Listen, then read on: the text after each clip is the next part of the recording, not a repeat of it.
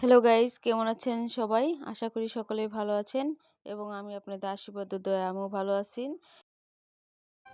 তো গাইস, এই যে কচুরমুখী দিয়ে হচ্ছে রান্না করব।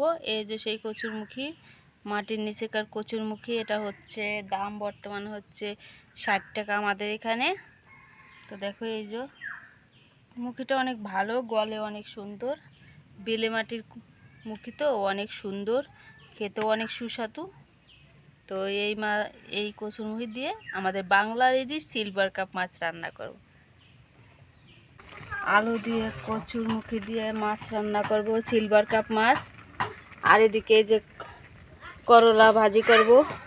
আশা করি ভিডিওটি ভালো লাগবে, পুরোটা দেখে স্কিপ না করে। এই যে করলা কুটে রেখেছি, আর এদিকে হচ্ছে কচুরমুখী আর আলু কুটে রেখে। তো দেখো, এই যে কচুরমুখী আর আলু তেলের পর দিয়ে নাড়াচাড়া করছি, একটু ভাজা করে নেব।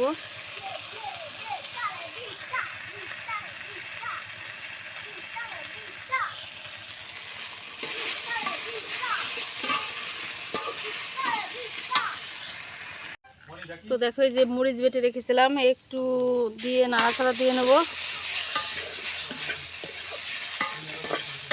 তারপরে এর ভিতরে জল ঢেলে দেবো। একটু মরিচটা একটু নাড়াচাড়া দিয়ে, তারপরে একটু হলুদ দিয়ে নাড়াচাড়া দিয়েই জল ঢেলে দেবো। এই যে এখন হয়ে গেছে, এখন হচ্ছে জল ঢেলে দেবো।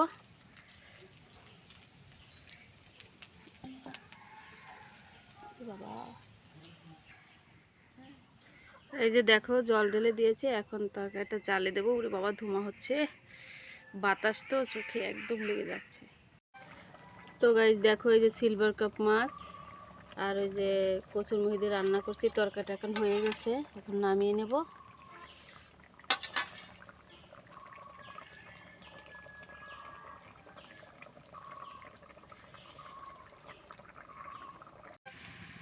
তো দেখো গাইস, এই যে তরকারি কিন্তু নামিয়ে ফেলেছি, কচুরমুখীর তরকারি সিলভার কাপ মাছ দিয়ে রান্না করছি। আর ওদিকে দেখো, এই যে করলা কিন্তু চুলায় দিয়েছি, করলা হচ্ছে ভাজি করব। এই যে করলা কিন্তু চুলায় দিয়েছি, করলাটা দেখতে অনেক সবুজ লাগছে, তাই না গাইস? তো এখন এই করলাটা নেড়ে চেড়ে ভেজে নেব, কারণ বর্তমানে আষাঢ় মাসে এই করলা হচ্ছে তিতা লাগে বেশি, তো সেই জন্যই চটকায়ে দেখো জল ফেলে দিয়েছি ভালো করে। আর এই যে তেলের পর দিয়ে আস্তে আস্তে নেড়ে চেড়ে রান্না করব।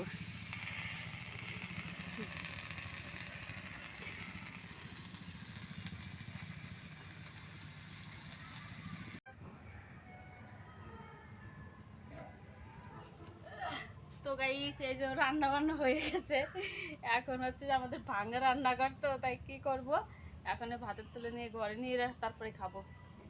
ও বাবা,